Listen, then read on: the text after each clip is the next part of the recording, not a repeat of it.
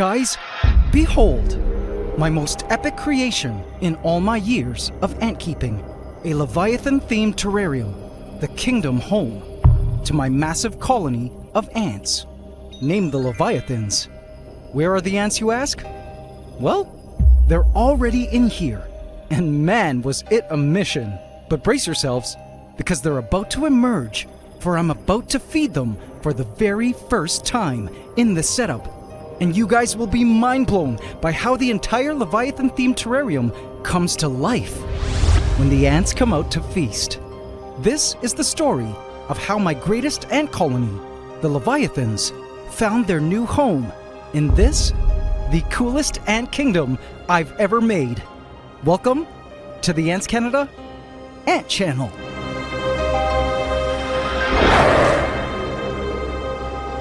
Please subscribe to my channel and hit the bell icon. Welcome to the AC family. Enjoy.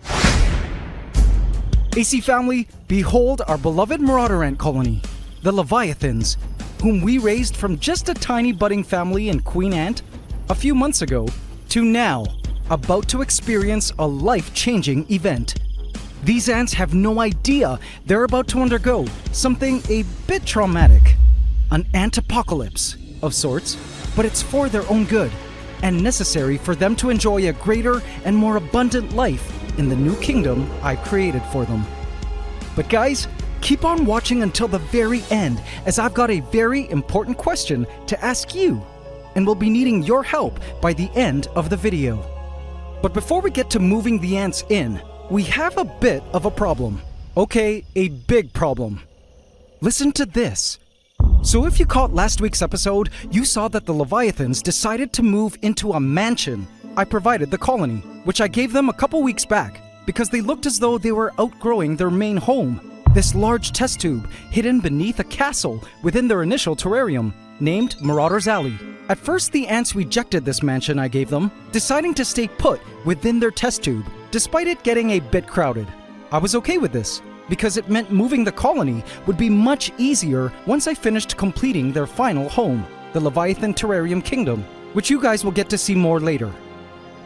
But then one day, I removed the lid of the mansion to horrifyingly discover it was covered with mold, which was dangerous. So I left it off. And guys, that was enough to get the ants to decide to launch a full-out excavation and move into the mansion. I guess the ants noticed the mold growing on the lid, and that's why they rejected it as a nest at first. But now, with no moldy lid, the ants were excavating full force. Even in the night, the ants were non-stop, working around the clock, excavating tunnels and chambers within the mansion, so they could move the entire colony inside. But guys, as I said, there was a big problem with this. I was still working on finishing the Leviathan terrarium at this point, and logistically, it would have been so much easier to move the colony into the Leviathan terrarium if they were still in their test tube. And you'll see why in a bit. But with the ants moving into this mansion now, I knew it would surely be a headache and lead to a lot of ant bites and stings when it did come time to move them. Which, as you'll see later, it did. So the solution is simple, right? Just remove the mansion now, while I was finishing up the Leviathan tank. Well, AC family, no. Because turns out, the ants couldn't wait another day for me to finish their terrarium. I have to show you the colony in their test tube now.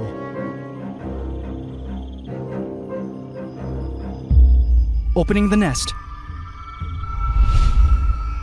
See that, guys? Man, this is serious. Brood, brood, and lots of brood. This is easily the most babies I've ever seen hoarded into this test tube. In fact, the brood had now reached all the way to the bottom of the test tube. There's now more brood than soil here. And the most concerning of all was this. The Queen, our precious Titanic Empress. That's her. She was now swimming in an ocean of her own brood. A lot of you noticed in their last video that she was not even able to move around the nest like before, just trapped at the bottom of the test tube, which I believe was true.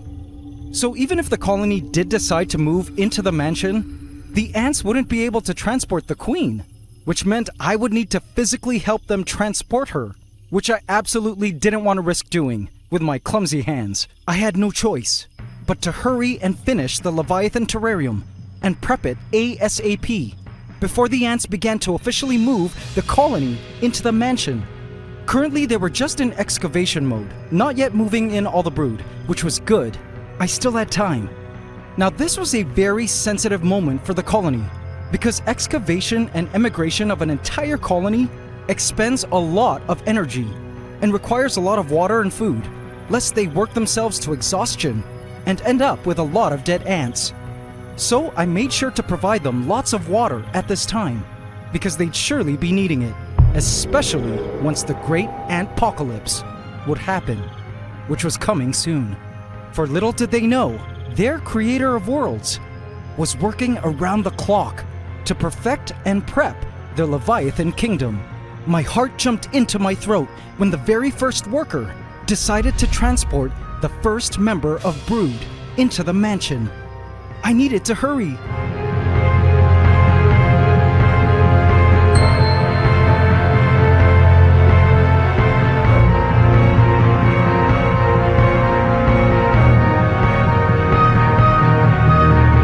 Another ant deciding it was time to transport Brood. And another.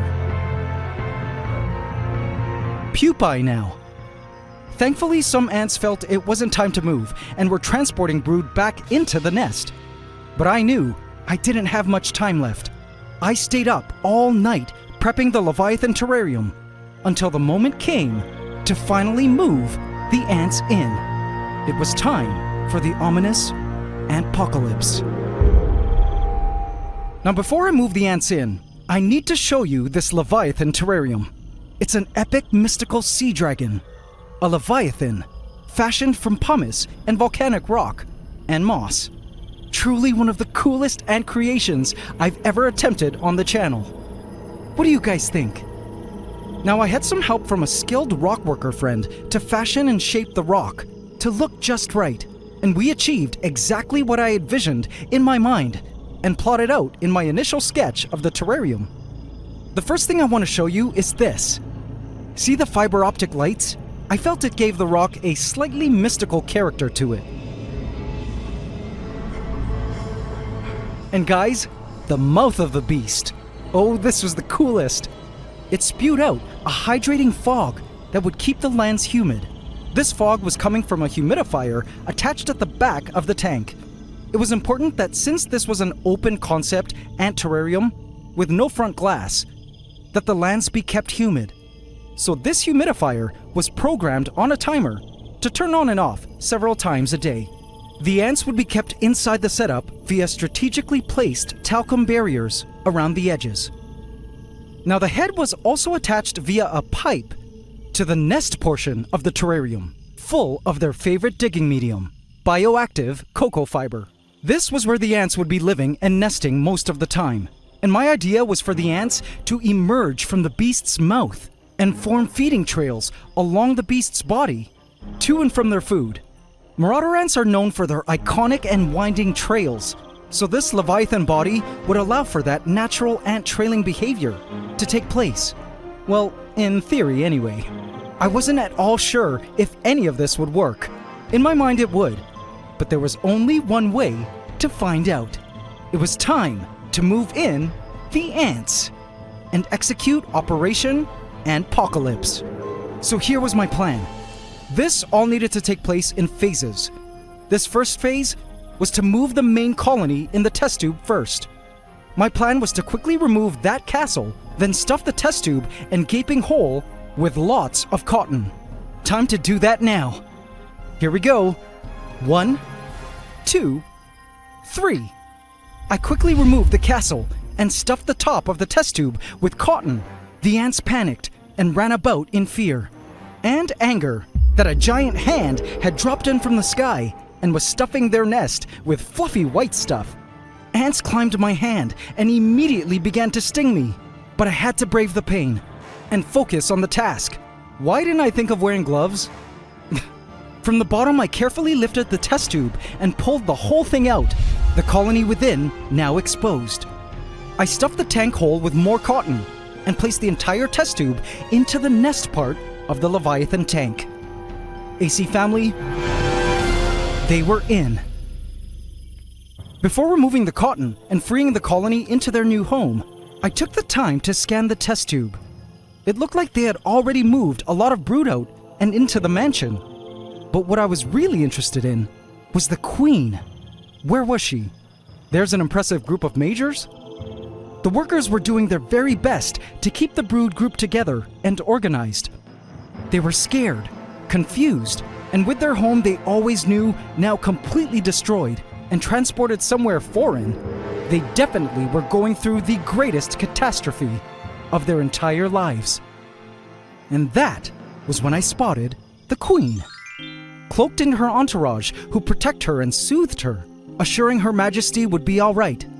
The entourage ants were willing to give up their lives for her in this time of confusing crisis. She remained still and calm, watching her colony sorting out the brood.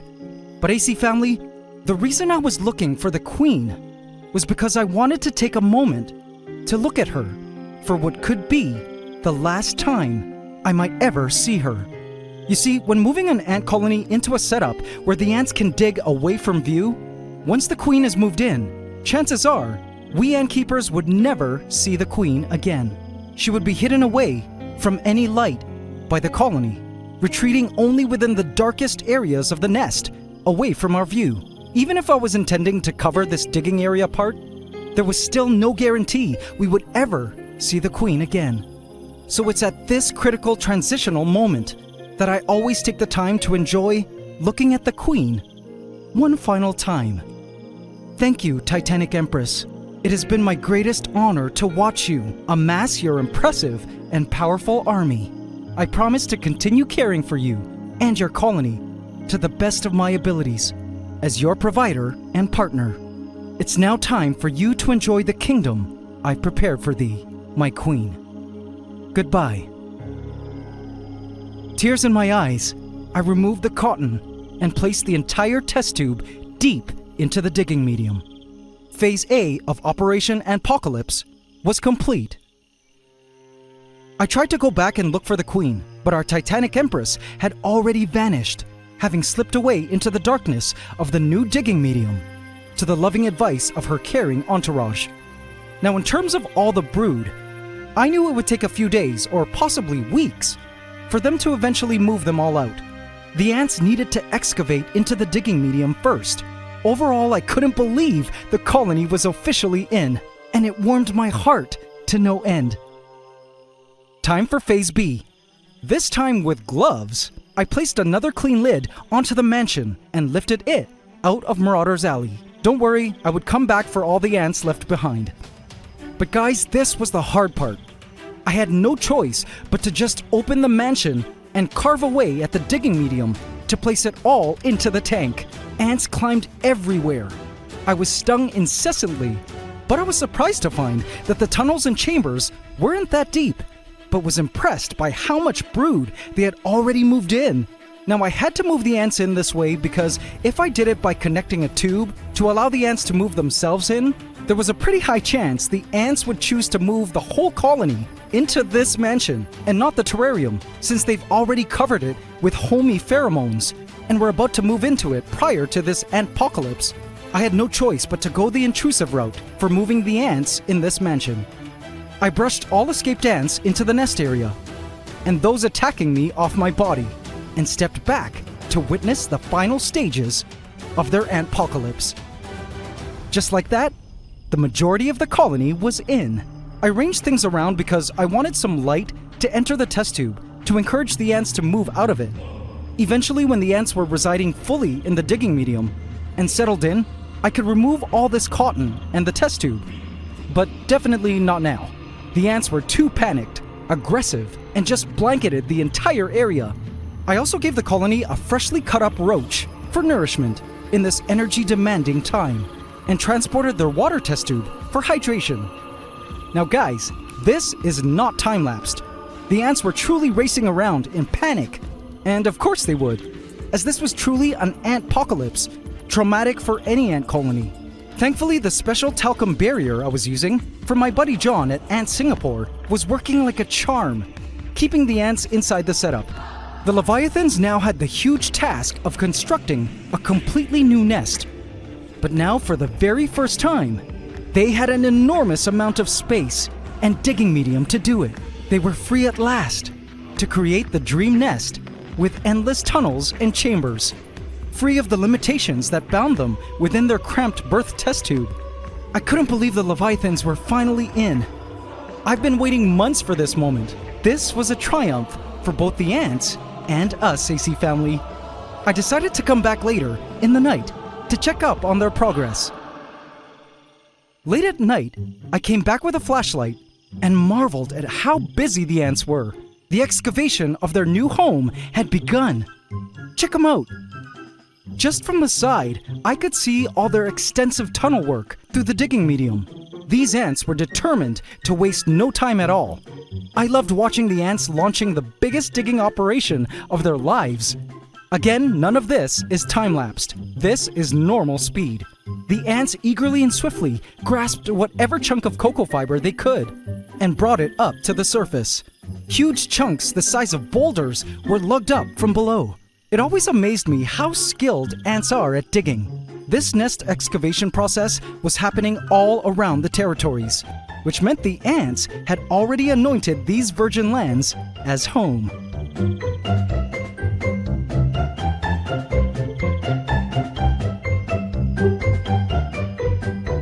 Now, I knew this digging operation would preoccupy the ants for the next couple of days, at least, and that foraging for food would not be on their list of priorities at the moment.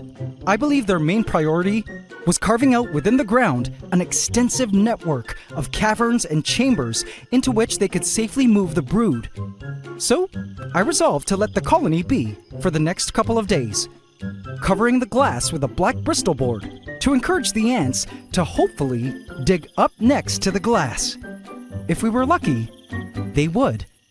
And we could still see the workings of the inner colony, and even see the queen again.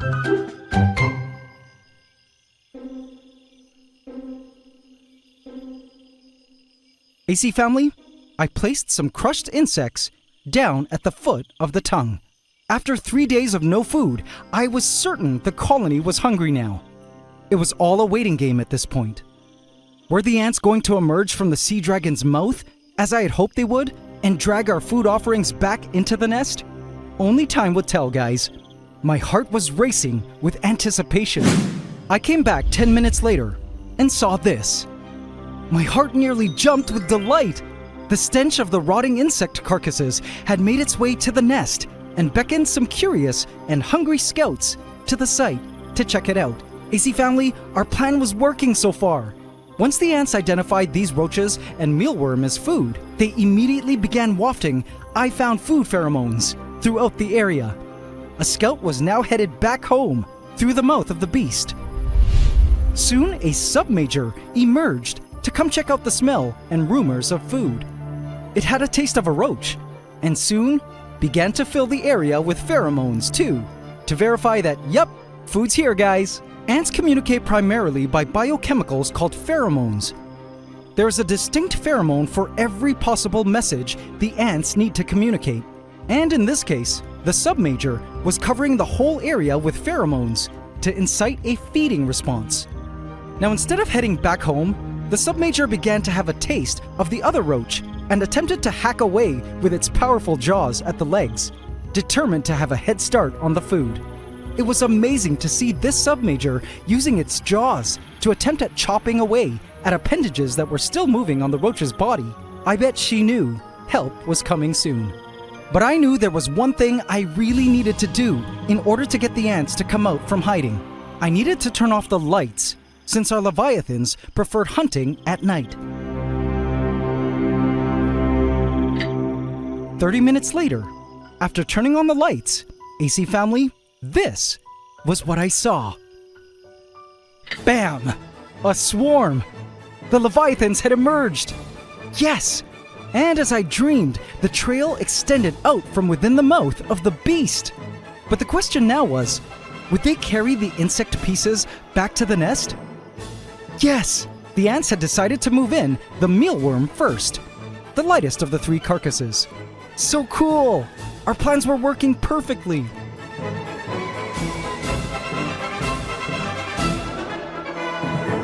I watched in awe as the ants carried the mealworm straight into the beast's mouth, as if swallowing it. I just love when ants do exactly what I hoped they would.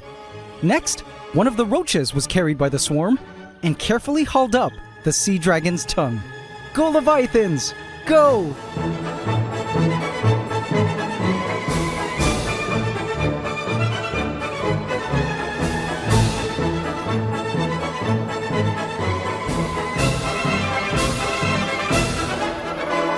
As much as I felt a bit bad that I was making the ants work so hard for their food, I knew that this was exactly what would be happening in the wild.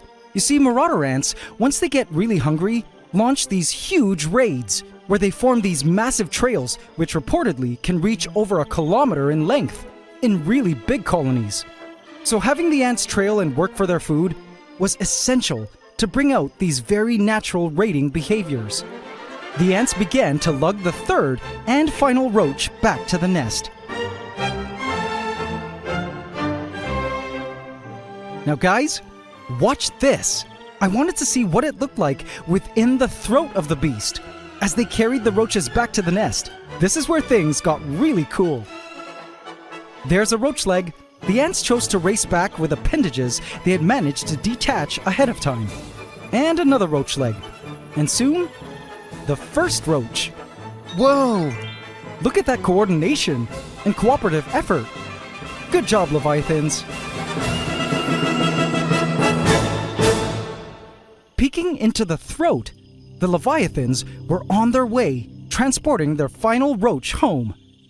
Again, such an amazing process to witness. I was pretty sure these hungry ants couldn't wait to get these carcasses below ground to start gobbling them up. Just a few moments more, and almost home. Let's time-lapse this part a bit.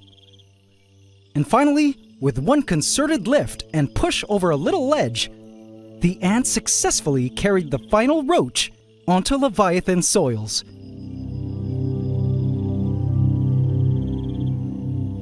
Boom! And then it was down into the nest for the final roach.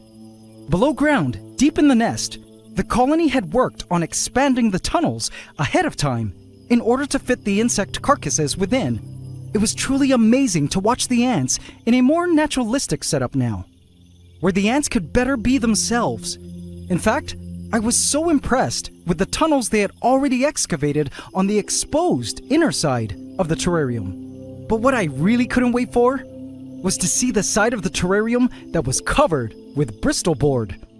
I would give the ants more time to dig first.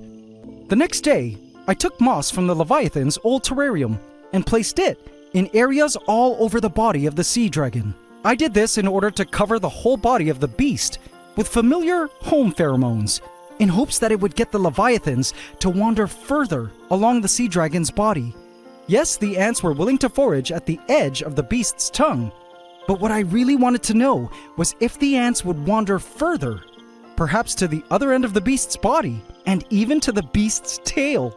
Guys, you won't believe this, but 2 hours later, I came back, and through the streams of hydrating vapor along the path I had hoped the ants would venture onto was a foraging trail. All right, it worked. I was astounded to see how far the ants were willing to trail on this night. Have a look. All the way from the mouth to the opposite end of the terrarium. The Leviathans had learned from the night before that if they wanted food, they needed to come here onto the body of the beast to find it. And so, I placed another roach here for them to find. It would only take one ant to make the discovery, and hopefully we would witness a repeat of last night's feeding procession. And eventually, one ant did, which soon attracted nearby ants to the site and sent news crawling back to the colony. I came back a few minutes later, and sure enough, a swarm had gathered to the site, and the ants began to lug the pieces on a long journey back to the nest. They needed to pull the food here, up here, all the way across, and to the beast's mouth. Again, this was a very long journey, but not something they weren't naturally capable of. It was even mind-blowing to see some small majors coming out to trail. This was special and meant the colony was definitely hungry. In fact, upon closer inspection, I noticed the ants were foraging all areas of the sea dragon's body, along the beast's arms, and I could see foragers eagerly running all over the place. Even the tail. And so, I decided that tonight I would leave them various insect treats all around the lands for them to find on their own. Mealworms, mealworm pupae, and roaches, tucked into various places of the beast's long and winding body, including at the very end of the tail. This would be the real test to see if our setup was truly suited for our leviathans. I noticed the ants danced within the hydrating fumes of fog as they enjoyed their brand new Grand Kingdom. I initially was worried the fog coming out of the beast's mouth might disturb the ants, but no, they seemed to not mind it at all and could be seen traveling through it, unbothered. They continued to forage and form trails through it, savoring the moisture in what would otherwise be quite dry lands. It was amazing to know that our sea dragon of rock was being fully embraced by the leviathans in a sort of incredible yet artificial symbiosis. I just loved this new home for our ants, and truly hoped our leviathans did too. Overnight, the ants took the time to drag all the hidden goodies they found during their night's raid back to the nest, and I watched for hours in the dark as they moved these pieces back to the nest. Have a look at them carrying this mealworm pupa down into their lair, and down the insect pieces went into the leviathan's nest. Just so cool! By morning, I came to check on the dragon's body, and all the insects I had hidden for the ants to discover had been found and brought back home. Not a single insect treat was left behind. The ants made use of every single bit of nourishment. Now, AC family, there was one last thing I needed to do to fully complete this Leviathan setup.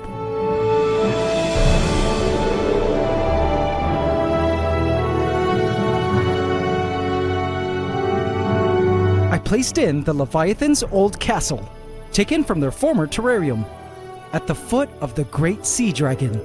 To me, this completed the entire look of the terrarium, because in my mind, it symbolized the Leviathan's very humble beginnings. And suddenly, without warning, the sea dragon's lights turned on, illuminating its body like the mystical force that it was. Wow! Our rock beast was now alive. And as I stepped back to admire the beauty of our ever-majestic creation, my ant-loving heart was completely full. Seeing the small castle completely dwarfed by the huge rock beast formed such a juxtaposition that I couldn't help but realize that this entire Leviathan setup and story gave us an important message. And that message was this: it doesn't matter how small you start or where you begin, but what truly matters is where you are going on your amazing journey. And that was what this epic setup and Ant Kingdom meant to me. Speaking of which, AC family, at the start of the video, I mentioned I'd be asking you a very important question, and it's this: what should we name this new Leviathan-themed terrarium? Leave your name suggestions in the comments, and I will choose my top 5 favorites for all of us to vote on in a future video. Thank you guys so much for always being so involved in these videos, helping me with making decisions, participating in polls, and caring for these little miracles we call ants. It means a lot to me that you guys seem to love the Leviathans as much as I do. And I know, together, we can grow this Leviathan kingdom further into the true rulers of the Antiverse. So if you enjoyed this episode, please remember to hit the like button to let YouTube know you enjoy these ant videos and that they're worth sharing to new audiences. And if you haven't yet, do hit that subscribe button to continue following this ongoing story of our Leviathans and join our ever-growing AC family. I can't wait to see what's next for our beloved colony. Oh yeah, and as for the remaining ants in the old terrarium, by now they had all gathered in the remaining water test tube, as it was the only place suitable for them to nest. I just took this and placed it into the terrarium, collecting with a cotton ball any remaining stragglers. Now, what I found remarkable was again the tunnels that were made on the exposed side of the nest. Even though light was fully hitting that side, the ants still tunneled on that side. No brood or queen in sight, but they still did create tunnels up against the glass where we could see them doing their thing. And AC family, that's when my mind wandered over to the other side. I wondered, all this time, the Leviathans had been given the chance to dig to their heart's desires, perhaps dug out some impressive chambers and tunnels on the covered side of the terrarium. They had several days already to do so. What would we find behind these covered walls? Would we see an amazing network of tunnels and chambers full of brood? Would we see the queen, our titanic empress again, behind these walls? The idea filled my heart with excitement and anxiousness. It was time to open it up. First, this sidebar. Wow! And now, the main large wall.